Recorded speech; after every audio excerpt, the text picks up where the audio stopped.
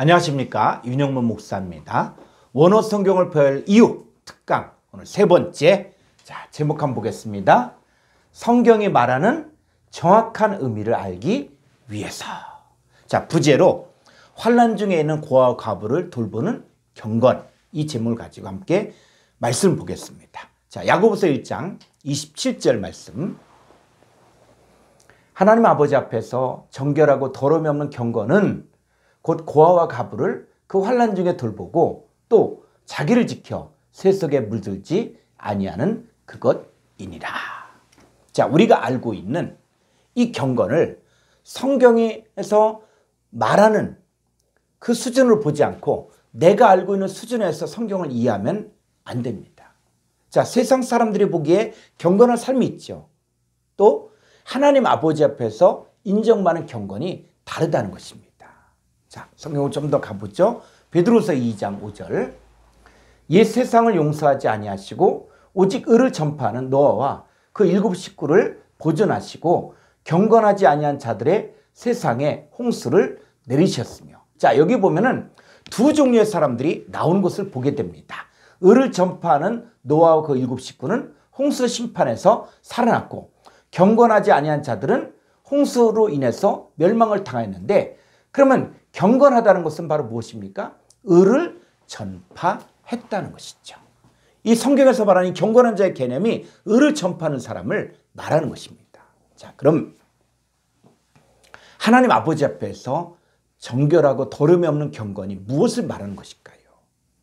오늘 야고보서 1장 27절에서 뭐라 그래요? 고아와 과부를 환난 중에 돌보는 것입니다. 그러면 부모가 없는 고아, 또 남편 없는 과부를 돌보기만 하면 하나님 아버지 앞에서 인정받는 경건한 삶입니까? 그러면 노아와 그 가족은 그 육신적인 고아와 과부를 돌봤단 말입니까? 우리가 성경으로 돌아가야 됩니다. 시편 68편 5절. 그의 거룩한 처소에 계신 하나님은 고아의 아버지시며 과부의 재판장이시라. 여러분, 이 말씀을 조금 더 생각해 보면, 그럼 하나님은 고아가 아닌 사람들의 아버지는 아니라는 것이에요. 과부가 아닌 사람들의 그 재판장이 아니라는 거예요. 그런 상태가 아니죠. 그러니까는 하나님은 어떤 상태에 있는 고아의 아버지시며 또 어떤 상태에 있는 과부의 재판장이냐, 이 얘기를 하는 것이죠. 그래서 하나님은 고아가 아닌 사람들의 아버지, 이런 것이 아니라, 조금 더 한번 성경을 보겠습니다. 이사야서 54장 4절로 5절. 두려워하지 말라, 내가 수치를 당하지 아니하리라. 놀라지 말라, 내가 부끄러움을 보이지 아니하리라. 내가 내 젊었을 때 수치를 잊겠고 과부 때의 치욕을 다시 기억함이 없으리니. 지금 여기 과부의 상태가 나오고 있죠. 지금 뭘 이야기하는 겁니까? 5절. 이는 너를 지으신 이가 내 남편이시라. 그 이름은 만군의 여호와이시며 내 구속자는 이스라엘의 거룩한 이시라. 그는 온 땅의 하나님이라 일컬음을 받으실 것이라. 바로 너를 지으신 하나님이 남편인데, 그 남편과의 관계가 온전하지 못했을 때, 그랬을 때 뭐라 그래요? 과부라는 것이죠. 그러니까 구약 성경의 구도는 뭐냐면 여호와 하나님이 남편이시고 이스라엘 백성들이 아내입니다. 그러니까 이스라엘 백성들이 하나님, 남편이신 하나님을 떠나 우상 숭배를 하고 있으면 남편이신 하나님은 있지만, 남편이신 하나님 있지요. 근데 수치를 당하고 부끄러움을 당하고 있는 것이 바로 뭐냐? 과부의 치욕이라는 것이죠. 그럴 때 이스라엘 백성들은 뭐냐? 과부라고 이야기합니다. 남편은 있어요. 하나님 있지만, 우리 하나님 창조자 하나님 있지만은 지금 하나님과 관계가 제대로 있지 못하고 하나님을 떠나서 우상 숭배를 하고 있을 때, 그것을 바로 과부라고 이야기하는 것이죠. 누가복음 18장을 보겠습니다. 보면은 불의한 재판관에서 호소하는 이 과부가 나오고 있습니다. 그런데 누가복음 18장을 시작하면서 제일 1절에 뭐라고 이야기하는 걸 보죠. 18장 1절. 예수께서 그들에게 항상 기도하고 낙심하지 말할 것을 파라볼레, 비유로 말씀하였다는 것이죠. 그러니까 이 누가복음 18장을 지금 받아야 될 사람들이 누굽니까? 그들, 제자들이죠, 제자들. 그러니까 예수님은 성도들이 항상 기도하고 낙심 낙심하지 말아야 될 이유에 대해서 지금 불의한 재판관의 비유를 든 것이죠. 자, 18장 7절을 보죠. 하물며 하나님께서 그 밤낮 부르짖는 택하신 자들의 원한을 풀어주지 아니하시겠느냐? 그들에게 오래 참으시겠느냐? 자, 지금 이 누가복음 18장에 나오는 이 과부가 바로 누굽니까? 밤낮 부르짖는 택하신 자들이에요. 그러니까 이 택하신 자들의 원한을 풀어달라고 하는 것은 뭐냐? 남편이신 하나님을 떠나 살았기 때문에 현재 수치를 당하고 부끄러움을 당하며 살고 있는데 과부의 재판장이신 하나님께 낙심하지 말고 기도하여 과부의 상태를 면하게 해달라는 것입니다. 이 과부의 원한이 풀어지려면 어떻게 됩니까? 성도들이 낙심하지 말고 기도함을 통해 남편이신 하나님을 만나고 하나님과 관계가 회복되면 저절로 해결되는 것입니다. 자, 시편 68절에서도 하나님 과부의 재판장이라고 하신 것은 바로 택하신 자들의 기도를 하나님께서 들으시고 해결해 주신다는 거예요.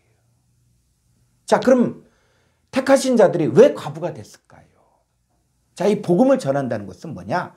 한 남편인 그리스도께 중매하는 것이에요. 자, 고린도서 11장 2절. 내가 하나님의 열심으로 너희를 위하여 열심을 내노니 내가 너희를 정결한 처녀로 한 남편인 그리스도께 드리려고 중매함이로다. 그러나 나는. 자, 우리가 복음을 받아들였을 때 그때는 뭐냐? 정말 예수님이 나의 영적인 남편이 되어지는 것이죠. 그래서 나의 삶이 그리스도를 향한 진실함과 깨끗함이 있는 그리스도의 신부가 되어야 됩니다. 근데 문제는 뭐냐면 이 다른 예수, 다른 영, 다른 복음을 전할 때 그 말들을 받아들인다. 그들의 말들을 쉽게 받아들인다는 거지. 그래서 그리스도를 향한 진실함과 깨끗함을 떠나 마음이 부패한 삶을 살면 그것이 바로 과부의 상태가 되는 것입니다. 예수님 믿는데 예수님 어디에 계신지 또 예수님과 관계성이 없으면 과부의 상태로 신앙생활하는 것 아닙니까? 그리고 오늘날 과부가 어디에 많이 있습니까? 하나님은 그런 고아의 아버지가 되어지고 과부의 재판장이 되어주셔서 그들의 문제를 해결해 주시는 분이십니다. 자, 또 한 가지 보면 하나님은 고아의 아버지라고 했는데 그럼 고아가 누구를 말하는 것일까요? 자, 요한복음 14장 18절. 내가 너희를, 이 너희가 누굽니까? 바로 제자들이죠. 제자들이. 그러니까 요한복음 14장의 배경은 예수님께서 십자가에 죽기 전날에 제자들에게 마지막 가르침을 주신 다락방 수훈을 하고 있는 장면입니다. 그랬을 때 내가 너희를, 제자들을 고아와 같이 버려두지 아니하고 너희에게로 오리라. 그래서 예수님이 이제는 죽으시면서 잠시 동안은 제자들과 함께 하지 못하지만 예수님은 내가 너희를 고아와 같이 버려두지 아니하고 너희에게로 오리라. 자, 여기서 지금 제자들이 주님과 함께하고 있지 않을 때를 뭐라 그래요? 고아라고 한다는 것이죠. 자, 말씀을 정리하겠습니다. 하나님 아버지 앞에서 이 정결하고 더러움이 없는 경건은 환난 중에는 고아와 과부를 돌보는 것입니다. 여러분, 오늘날의 고아와 과부가 어디에 많이 있습니까? 여러분, 노아 당시에도 하나님을 믿는다고 하는 사람들은 많았지만 정작 하나님과의 관계성이 없는 이 고아와 과부의 상태로 신앙생활을 하니까 경건하지 않은 삶을 살았기에 심판을 받은 것입니다. 오늘날에도 예수를 믿는다고 하지만 고아와 과부처럼 신앙생활하는 사람들이 교회 안에도 또 밖에도 많이 있습니다. 자, 이들에게 참된 말씀, 이 진리의 말씀을 전하여 하나님과의 바른 관계성을 가르쳐주고 또 하나님과의 관계를 회복시켜주는 삶을 살 때 그 사람이 하나님 아버지 앞에서 정결하고 더러움이 없는 경건의 삶을 살고 있는 것입니다. 우리 원혜쌤은 바로 이 시대에 그 생수 같은 원석 같은 말씀을 주어서 이 고아와 과부 같은 사람에게 주님을 만나고 또 아버지 하나님과의 온전한 관계를 만드는 이것들, 특별히 헬라어 히브리를 통해서 성경의 정확한 의미를 알려주기 위해서, 함께 나누기 위해서 이 사역을 하고 있는 것입니다. 감사합니다.